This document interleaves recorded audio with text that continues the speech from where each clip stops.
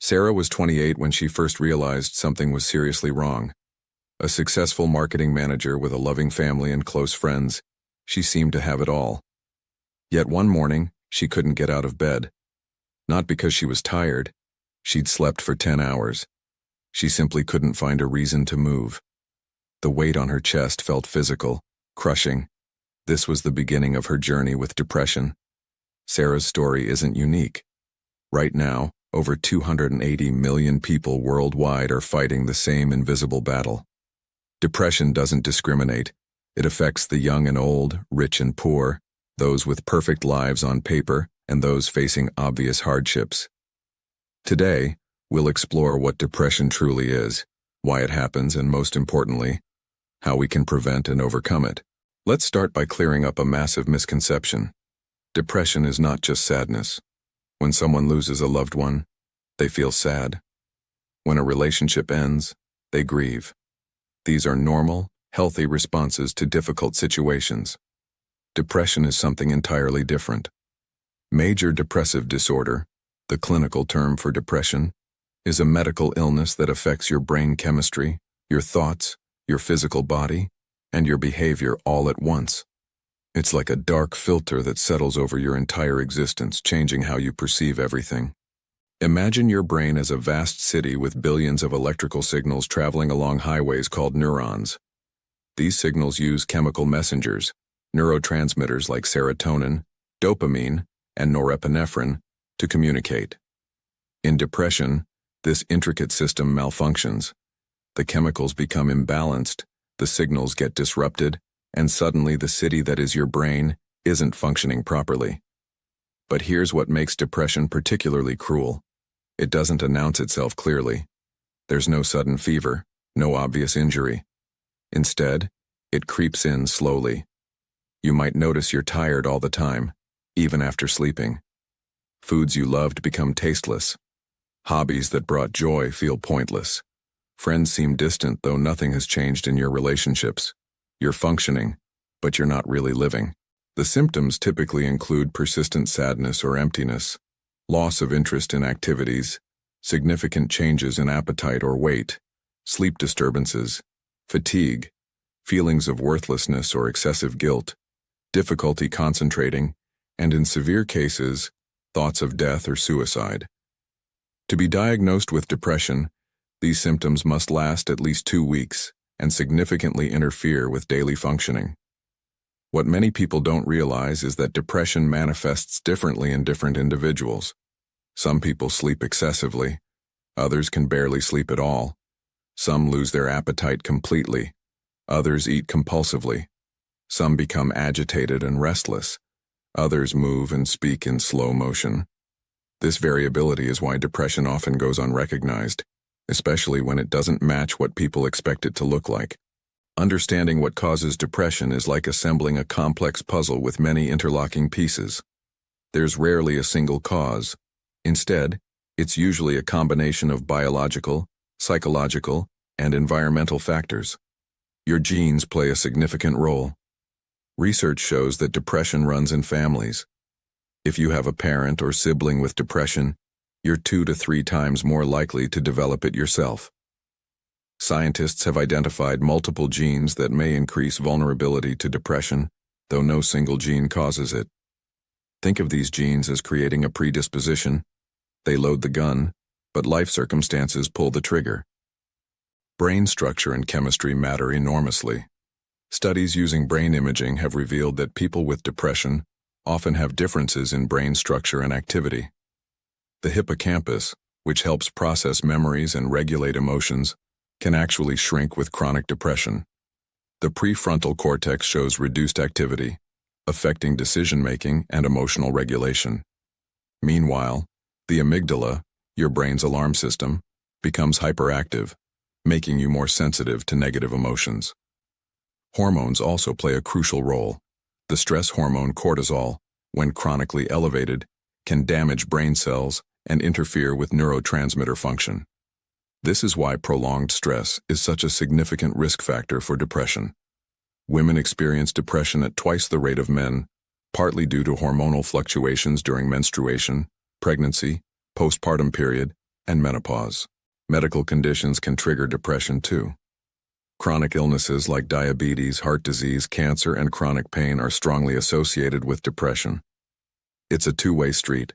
These conditions can cause depression, and depression can worsen physical health outcomes.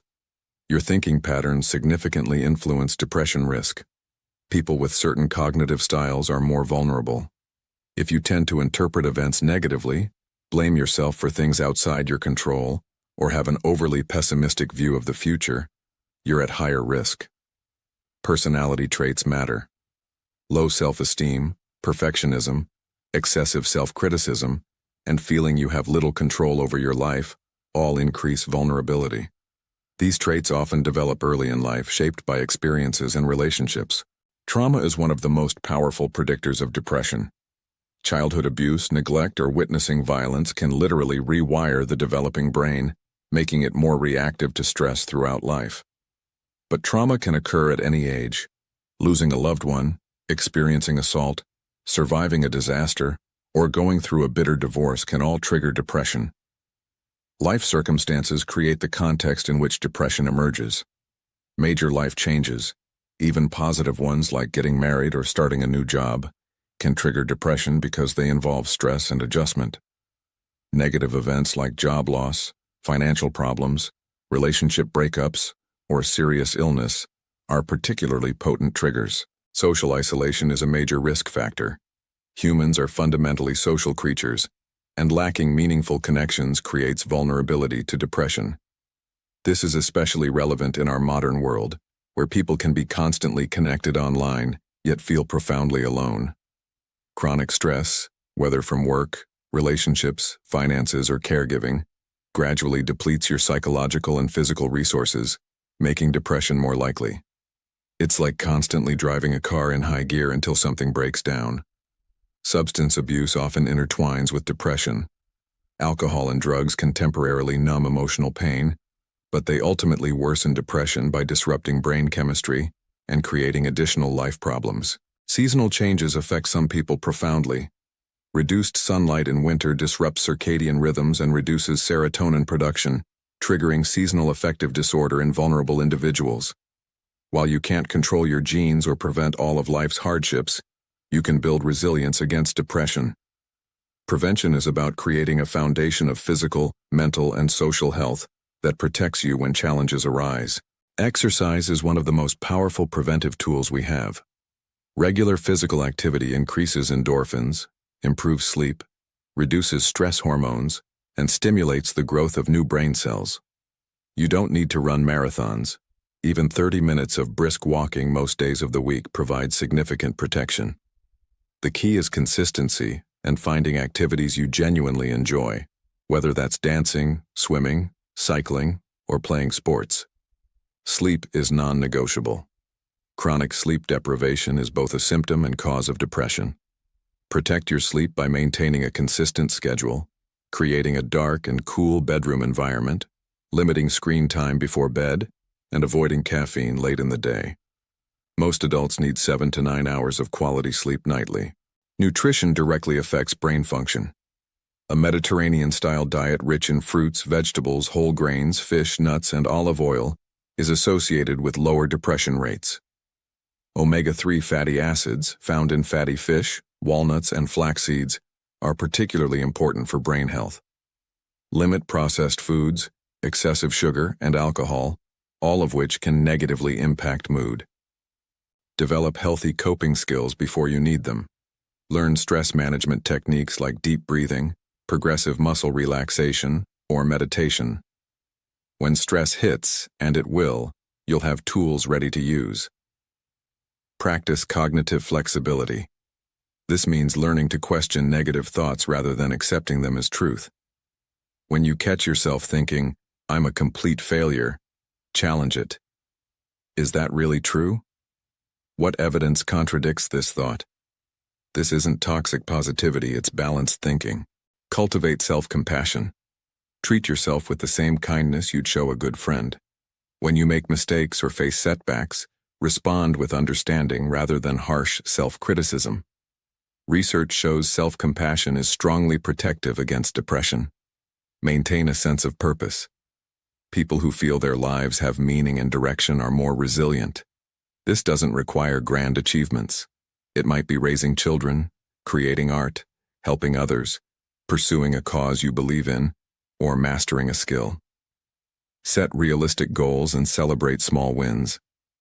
Depression often follows when there's a gap between your expectations and reality. Break large goals into manageable steps and acknowledge your progress along the way. Build and maintain meaningful relationships. Quality matters more than quantity. A few close friendships provide more protection than dozens of superficial connections. Make time for the people who matter. Share your thoughts and feelings. Emotional intimacy is protective. Contribute to your community. Volunteering, joining clubs or groups, participating in religious or spiritual communities, or engaging in collective activities creates a sense of belonging that buffers against depression. Learn to ask for help and accept support. Many people pride themselves on independence, but humans aren't meant to navigate life alone. Allowing others to support you actually strengthens relationships. Set boundaries in relationships. Toxic relationships drain your emotional resources and increase vulnerability to depression. It's okay to limit contact with people who consistently make you feel bad about yourself. Limit alcohol and avoid recreational drugs. While substances might provide temporary escape, they ultimately increase depression risk by disrupting brain chemistry and creating additional problems. Manage stress proactively. You can't eliminate stress, but you can change how you respond to it. Identify your major stressors and develop strategies to address them. Sometimes this means problem solving. Other times it means accepting what you can't change and managing your reaction. Create routine and structure. Regular daily rhythms, waking at consistent times, having regular meals, scheduling activities, provide stability that's protective for mental health. Engage in activities that bring joy and meaning. Make time for hobbies, creative pursuits, nature, music, or whatever brings you a sense of flow and satisfaction. These aren't luxuries. They're necessities for mental health. Learn to recognize your early warning signs. Everyone has unique signals that depression might be developing. Maybe you start isolating yourself, your sleep gets disrupted, or you become increasingly irritable. When you notice these patterns, take action immediately rather than waiting for symptoms to worsen. Regular mental health check-ins with yourself. Periodically assess your mood, energy, relationships, and functioning. If you notice concerning changes, don't dismiss them. Here's the message that offers the most hope. Depression is highly treatable. With proper treatment, the vast majority of people experience significant improvement. Recovery isn't just possible, it's probable. The first and most crucial step is seeking professional help. This might be a primary care physician, psychiatrist, psychologist, licensed therapist, or counselor. Many people hesitate because of stigma, cost concerns, or uncertainty about where to start.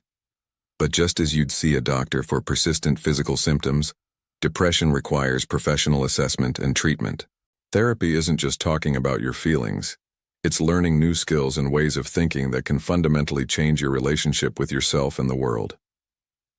Cognitive behavioral therapy, CBT, is one of the most effective treatments.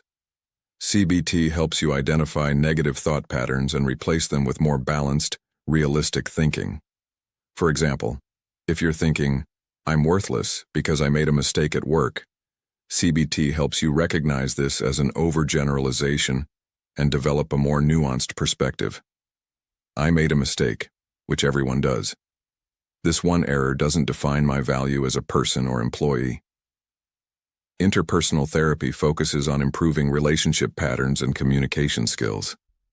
Since relationship problems often trigger or worsen depression, addressing these dynamics can be transformative. Mindfulness-based cognitive therapy combines meditation practices with cognitive therapy techniques. It teaches you to observe thoughts and feelings without being controlled by them, reducing rumination and worry.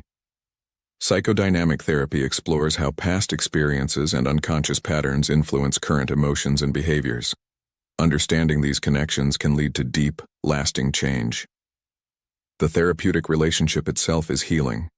Having a consistent, non-judgmental person who listens, understands, and supports you provides something many people with depression lack: the experience of being truly seen and valued. Antidepressants help correct the chemical imbalances in the brain. They're not happy pills that create artificial euphoria. They restore normal functioning, like glasses helping you see clearly. Several classes of antidepressants exist.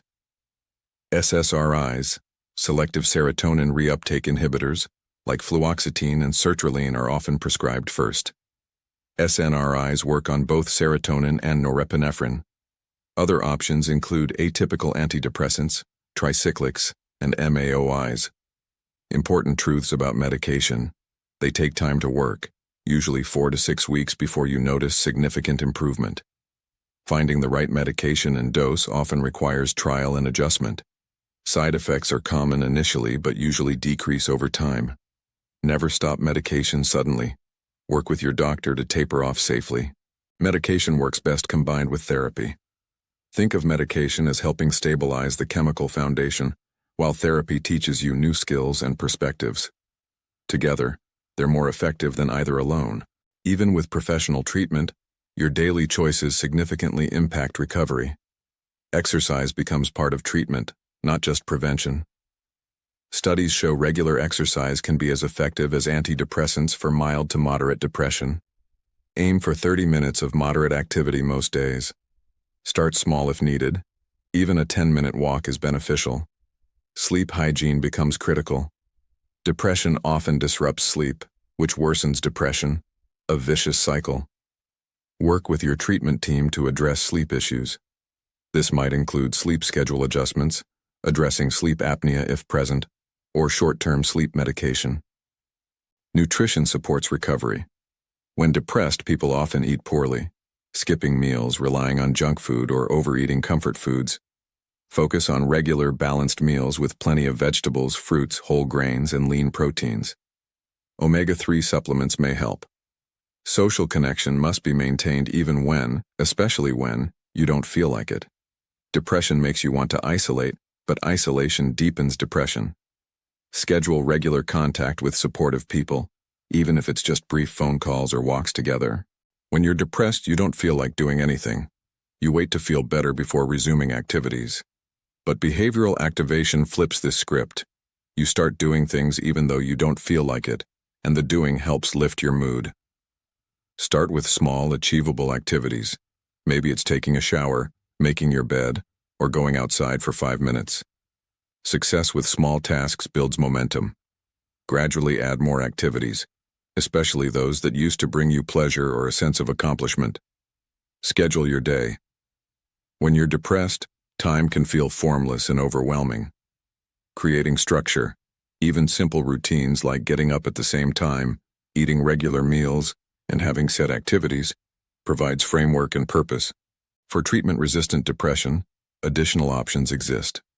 Transcranial magnetic stimulation, TMS, uses magnetic fields to stimulate specific brain regions. It's non-invasive and effective for many who don't respond to medication. Electroconvulsive therapy, ECT, despite its negative historical reputation, is safe, effective, and sometimes life-saving for severe depression, especially when suicide risk is high. Ketamine therapy shows remarkable promise for rapid relief of severe depression, though it requires careful medical supervision. Light therapy effectively treats seasonal affective disorder and can supplement other treatments for regular depression. Complementary approaches like yoga, meditation, acupuncture, and massage may help alongside conventional treatment, though they shouldn't replace evidence-based treatments. Recovery isn't linear. You'll have good days and difficult days. Progress might feel slow. Setbacks will occur. This doesn't mean treatment isn't working. It means you're human. Recovery doesn't mean returning to how things were before. Often, people emerge from depression with greater self-awareness, deeper compassion, and stronger coping skills. The experience, while painful, can lead to personal growth. Relapse prevention becomes important. About half of people who have one depressive episode will have another. But each successful recovery gives you more tools and knowledge. You learn your warning signs, you know what works for you, and you're quicker to seek help if symptoms return. Recovery happens within a web of support. This includes professional help, family and friends who understand, and potentially support groups where you can connect with others who truly get what you're experiencing. Education helps everyone involved. When your loved ones understand depression, they can provide better support without judgment. Many treatment centers offer family therapy or education sessions. Depression is one of the most painful experiences a human can endure, but it's also one of the most treatable. The darkness you feel isn't permanent, even though depression convinces you it is. Sarah, whom we met at the beginning, spent 18 months in treatment. She tried 2 different medications before finding one that worked. She went to therapy every week, even when she didn't feel like it. She forced herself to walk every morning, built a support network, and learned to challenge the lies depression told her. Today, she's not just surviving, she's thriving. If you're struggling with depression right now, please hear this. You deserve help. Recovery is possible, and you don't have to suffer alone. Reaching out isn't weakness, it's strength. Making that call to a therapist, talking to your doctor, confiding in someone you trust. These are acts of courage. If someone you love is depressed, your support matters more than you know. Educate yourself, listen without judgment, offer practical help, encourage treatment, and be patient. Recovery takes time, but your presence makes a difference. Depression doesn't define you. It's something you're experiencing, not who you are. Beneath the depression is the real you, worthy, valuable, and deserving of joy. That person is still there, and with help, you can find your way back to them. The night may be long, but dawn always comes. Hold on. Help is available. Hope is real. You matter.